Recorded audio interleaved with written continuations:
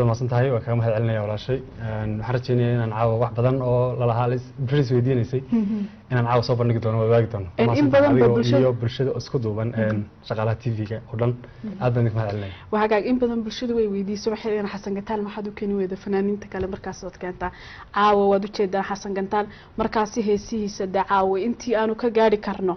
مركزي هل كان يدوق بقدون تامبرا مش كان على واحد اللي سعود سيساني وأنسل حسين غرديره مركزي ورئيسي يولي بحسن قتال أيام سيكون كلنا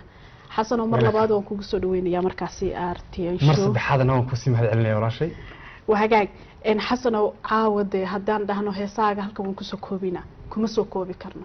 هسي أهاته إن أنتي أنا كجارنا مركزي أيام سوق عادن دونا هسي أهاته عاو حرام بلدت كينا تسبرت مجا عاو صدحان حسن حقو كسو كريم مركزي كسو برباري أم بوح كسو برتي دتك حسن قتالون بكوي قاناني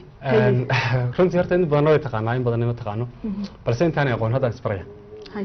xasan cabdi muuse ku dhashay meel baadiye ah qurac hoostiya ku soo barbaaray isla meesha iyada ku soo qaan gaaray ku soo xoolo dhaqato noqday mi da'deedu markay ahayd 12 jir baa magaalo soo galay anigu 12 sano magaalo ku soo gashay yaa magaalo ku soo galay waxaan ku soo barbaaray oo inteeda badan wax ku soo bartay Kenya laakiin miyii baan ku dhashay kale oo maxay wax ku dhashay dalka Itoobiya dalka Itoobiya ku dhalatay fankaygu wuxuu ka bilowday Nairobi Nairobi ku soo barbaaray isaguna ilaa hadda Nairobi ku sugan tahay ilaa hadda Nairobi waa guriga caadi ah runtii aad markaas degantay dadka qaar ba inta badan waxay ka dhadhacsantahay xasan gantaal inuu meel markaas Kenya ka baxsan inuu degan yahay malaha mar qaar waxay isdhahan baadiyo ka sheekay degan yahay marka markaasay magaalada runtii taariikhda ma qariyo taariikhda dhabta waliba ma qariyo waan ku faanaa runtii inaan xoolo soo raacay inaan way arag nolosha way arag hadda way arkin waxa weeyaan isbedelka nolosha lama shaqaadi kartid waxna ma bedeli kartid aad weyn runtii taariikhda ma qariyo waan ku faanaa marka dadka isla waxa laga yaabaa meel kale ku nool yahay dadku igu yiraahdaan aniga inaan qurbaha ku noolahay qariin malayaan si fiican laakiin Nairobi ayuu ku sugan yahay waqtigii ka dambeeyay markaasi uu miyiga ka yimid wixii ka dambeeyay wuxuu ku sugnaa magaalada Nairobi iyo waliba deegayiga ay markaas Soomaalidu degtay wadankan Kenya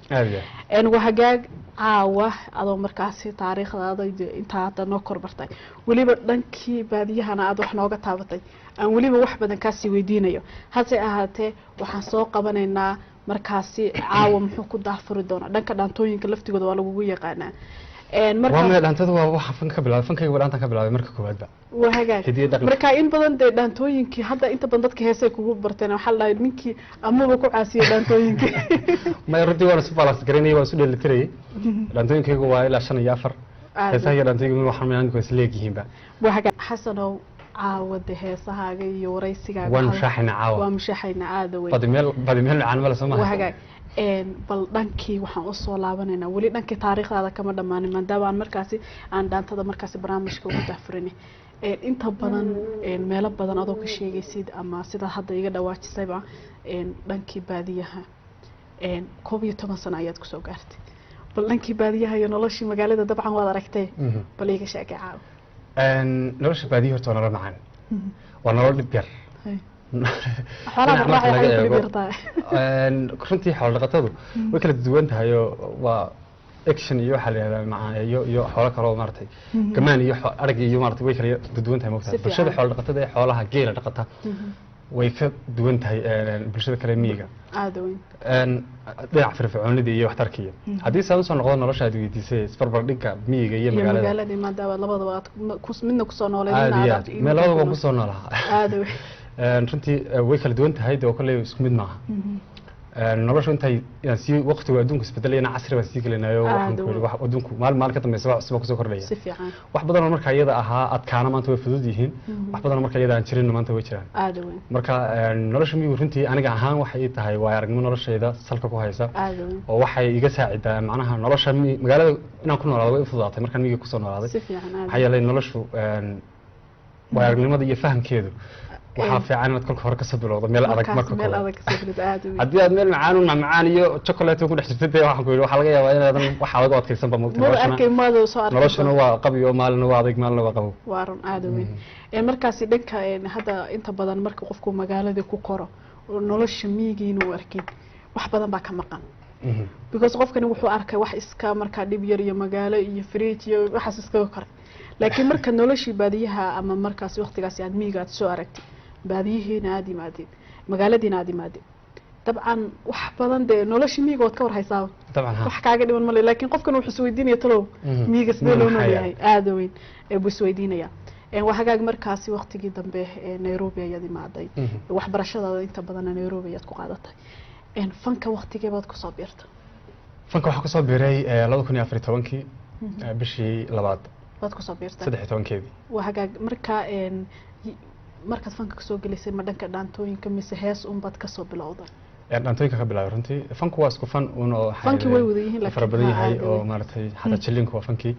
balse dhaantan ka bilaabay markii koowaad marka fankii koowaad dhaantan ku furay dhaantadii ugu horeysay ku furtay ma xasuusataa ha runtii gooni ma la yiraahdaa waa dhaanta wadaniya waa hagaag dhaantadaas bal wadaniga